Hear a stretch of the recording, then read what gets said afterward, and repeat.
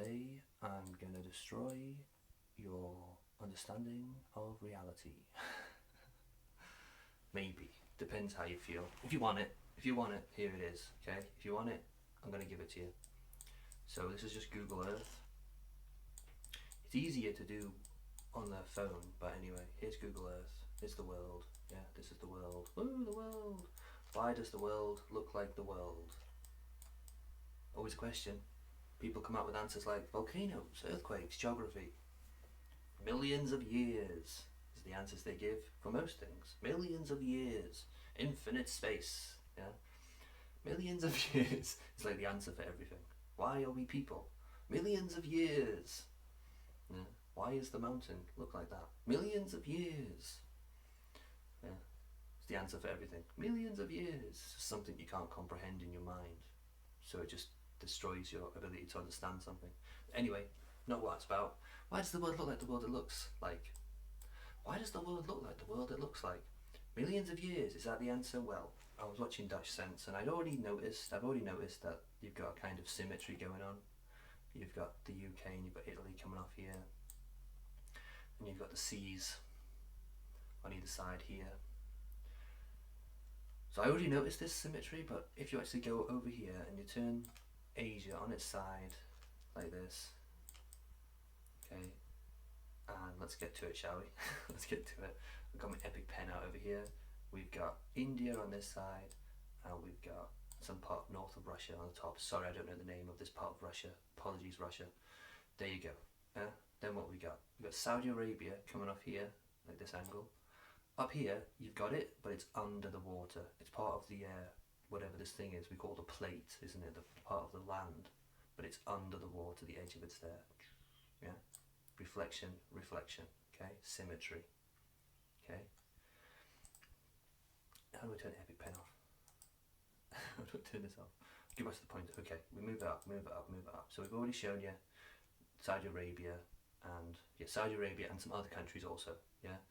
And up there, how do I delete that? Good. So now we continue. What's next on the thing? I just draw Saudi Arabia back in again so we can just get reference. There we go. Boom, boom. Okay, now what have we got? We've got Norway, Denmark, Sweden coming over this way and connected to the mid body of Europe. On this side, we've got Turkey and Greece coming round and connected to the body of Europe. We've got water, some kind of sea in the middle. Okay, boom, boom, boom. Yeah. What else have we got? We've got UK coming off here. We've got Italy coming off here. Both of them have islands on the edge there. Boom, boom, boom. Yeah, we've got Ireland, we've got Sicily. Yeah. So there's symmetry going through Europe for some reason. I'm not saying why. Well, I will say why in a minute, but right now we're just going to look at it. So we come all the way to the point. What's at the point? We have Spain, of course. Good old Spain. And that ends in a point like that, and you can draw a line, not a very good line, try again, straight line, straight through, and there you go. So that's what we've got there. We have clearly got some kind of symmetry going off in Europe. I suspect China, not to say this to China, but I suspect a large part of this area here is just flood area, meaning it's created by the rivers over millions of years have created this deposits of soil and earth. So I wouldn't know what the back of it would be, what shape it would be, but maybe it's somewhere there anyway. But basically, you've got symmetry going through Europe, going around here, boom, boom, boom. Another similar idea that I never really clicked, it never clicked on me. I always understood it, but I never knew why, okay? My home's the Isle of Man there. Alright, so I live there, in there somewhere, okay, that's my home, okay? And of course, the Isle of Man flag is the good old three legs of man, yeah, three legs of man. And I always wondered why, over here, if you go Sicily on this side, you ask the question of Sicily flag. The Sicily flag is also the three legs. So there's that other similarity going on here. Between the two sides. This side is three legs, this side is three legs. It's really confusing for me. So basically, the only possible explanation for this is nature or man-made. Now, symmetry does happen in nature, but you don't normally going to expect it for like great land masses. What kind of process would you have to create this obvious symmetry? Unless some kind of unfolding, or some kind of vibration that just creates this pattern. That could be true, you know, I'm not going to argue against it. You know, people can say what they like. My hometown, we have a myth of giants. We say the actual island was thrown here by battling giants. So that's a story that I don't know where it comes from, but we just say that, yeah, which is probably the best thing to have, because history books and stuff like that, I don't need to listen to that sort of stuff. What we need to listen to is language and tradition and culture to really understand the past, because those things are untouched. They try to stop us from using our language and culture. For example, Scottish people saying the certain words that you're not allowed to say. But the truth of it is those words connect us to a history, and them trying to stop you from saying it is part of them trying to avoid the history. So we just Europe like that. Okay, Europe. What we're going to say is his theory, Mr. Dutch Sense on YouTube. His theory is it's a star fort, a giant, humongous star fort that was created millions of years ago by who knows who. Yeah. But that's basically the theory, is that it's some kind of made in that shape as a defense against something for some reason. And then he goes further, he goes into America as well, just for my brothers and sisters over there in the free world. We can also do the same for the USA. You can see it goes Mexico. My pen got a bit fat there, hold on. There we go, we can do the same for the USA. It comes off here, Mexico, and then you can clearly see the triangle here, the top of Canada, Greenland triangle. On this side it's underwater, it's submerged in Florida, and it comes to a point, and we can see the star at the top there, boom, boom, boom, but this corner's blown off. So again, the theory is it was also some kind of constructed, humongous star fort. I wish I could right click that, star fort of some kind. So I don't know how much you're supposed to say, because people have ideas. You have ideas about these things, but I can't deny the fact there's a star there and there's a star there, point there, point there. It's symmetrical. It's symmetrical. So whether you think symmetry occurs in nature naturally or not is up to you. It goes on to Africa and suggests that the point of Africa is here, and it comes down across here, down up here, and then goes to a point there. So he's suggesting the plate of Africa is also, my drawing's pretty bad and the maps are obviously not correct, but he's suggesting that, just to draw the symmetry line, that is the shape of Africa, the continent. We know there's the mid-Atlantic ridge going through here, and they normally draw the line there, but you see what you see with your eyes. Yeah, you see what you see. You know, I mean, I'm not drawing it, am I? It's there, isn't it? You can see this line coming down here.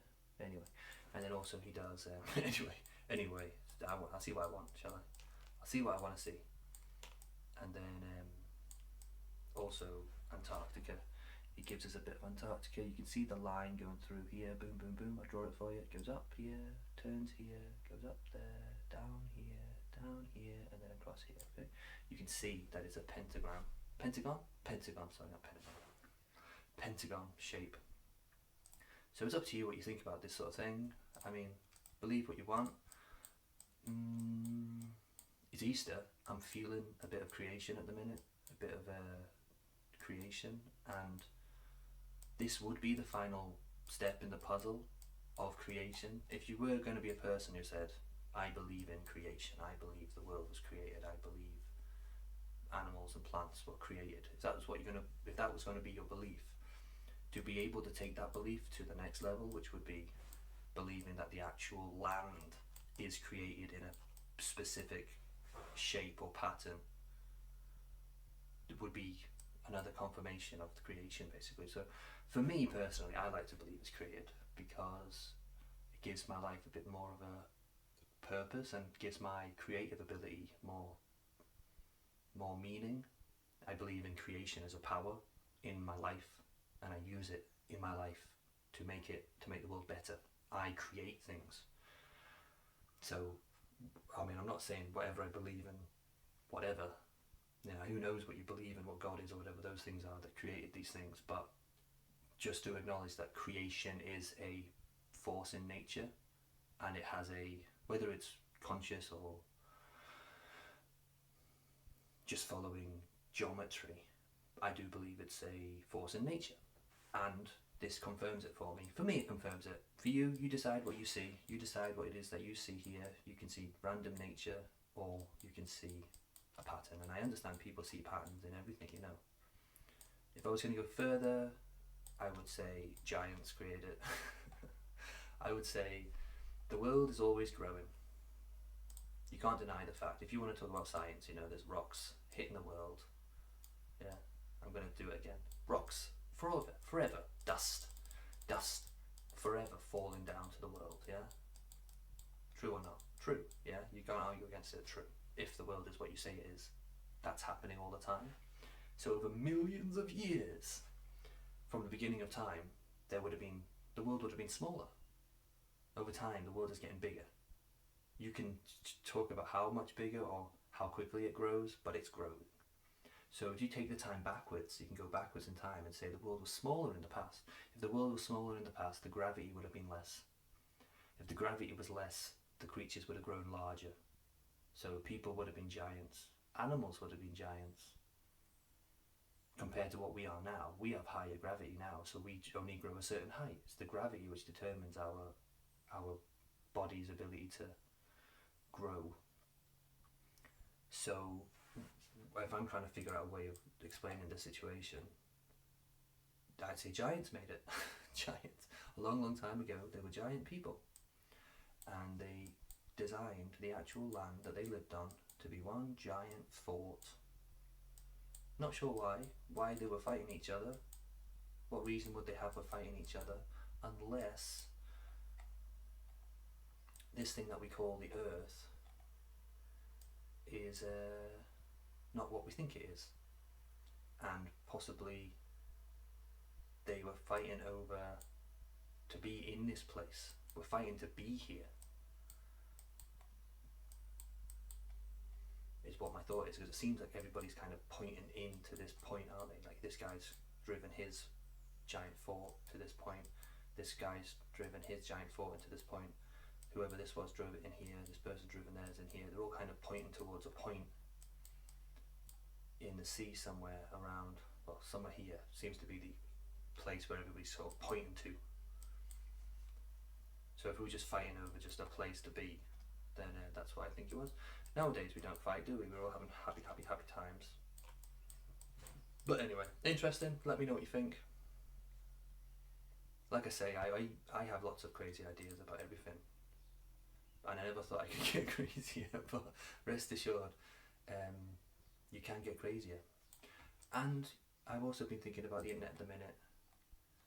You know, they tell you to be careful about the internet, about misinformation and all that sort of stuff, yeah? But, you know, because they use the misinformation to control us, to control what we think, what we do, yeah? And they say, be careful. Watch out, kids, be careful for the internet. But ultimately, that's what history is. I mean, if you're going to say the internet's bad because it's misinformation and the potential for people to mislead you about things, why do we listen to history? Because history is like written by like one guy. Literally one guy has written a book or translated a book, and that's the history of everything. Why would we accept that as history? You know, and not say, oh, hang on a minute, misinformation. What's the potential? Oh no, he was a good guy. You can trust him. Just one person. Like, a lot of our history is just written by like one person, the king or the queen or the leader or the government at the time has written that, and that's what that is, and that's what we accept as history.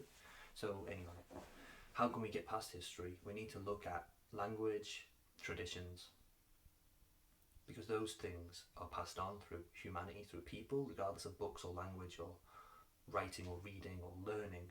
Traditions are passed on through people, so that's what I look for to find clues as to history.